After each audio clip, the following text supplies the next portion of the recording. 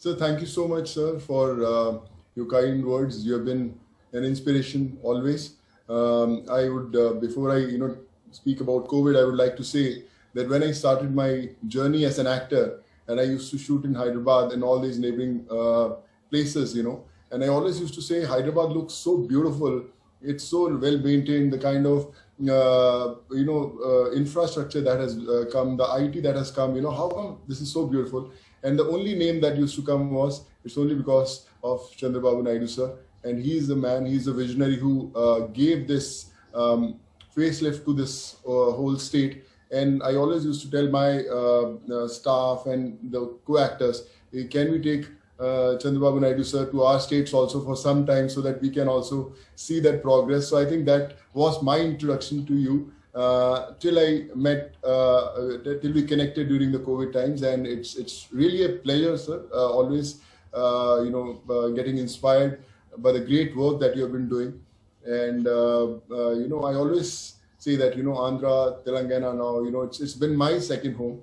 My wife is from Andhra. She's a Telugu. I don't know how many people know that, from the Godavari district. So there's a certain connection that was always there before even I started my movie career, and all the love that has been given, that brings me back again to my, I would say, my people. And with COVID, I think the bond has grown stronger.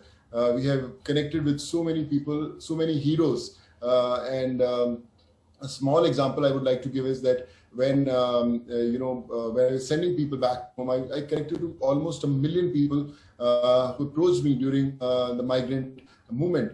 And and when once the first wave subsided, and these people had their education problems, their healthcare problems, and their employment.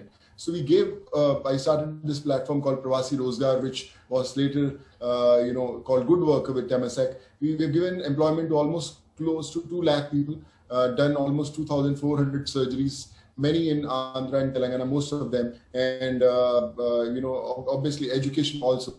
And I realized that people thought that second wave has subsided and everything is coming to normal.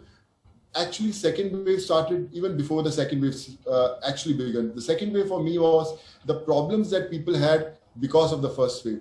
They had lost their jobs. They didn't have money to feed their families. They didn't have employment. They didn't have money to get treated. So actually, we were living in that second wave. But the second wave, we again that hit the COVID thing where people were losing lives, and all these people said that it connected during the first wave. All these people became my workforce. They said, sir, we are in, Vikarabad, we are in Vijayawada. So how can we help? You had helped us go back to our homes. So they became my warriors. And, I always used to say one thing that, we can only work if you are available 24/7. It's not that, okay, I'm busy, I can give 4 hours. I said, in the middle of night, someone has a medical emergency, I'm going to call you in the middle of night that you have to help. This is a very one example that I would like to give. Varun is there also today in our forum, and in the night at 2:30, once I got a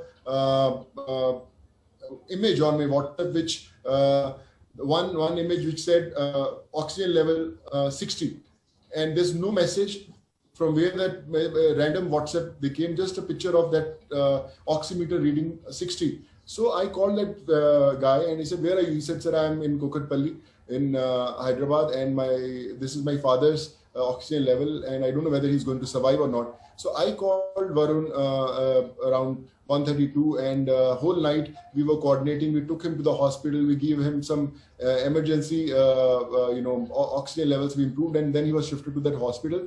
And 4 days ago, he was discharged. And I said, can you send me the picture of your father? And the father was hale and hearty. And I thought that, if I would have thought that, should I call someone at 2 o'clock in the night or 3 o'clock, disturb a doctor or someone, so that gentleman wouldn't have survived. So my request to all of you is, when you need to call someone or you need to save a life, just call them. Don't think also. I have disturbed Chandrababu Naidu sir also once, in the middle of night. I messaged him, sir, please help. And someone from your team shifted a patient in the first wave from one hospital to other, and we got to save them. So the biggest lesson that I learned during these 15 months is that don't think so that we are not capable to do something. Sometimes a lot of people say, where to start, I don't know. How to help, I don't know. I'm financially not capable to help anyone. So how can I help? I'll become one big businessman, or I'll earn a lot of money, then I'll start my help. So my suggestion to all of those people is, don't underestimate your power. You don't need money to help. You just need that one phone call to call someone for help. If someone is having a problem, you can call any one of us. That's why there's a problem. And if we are able to save that individual, I think you have done your job as a warrior. So I feel COVID is the biggest professor that the world saw. It taught us empathy.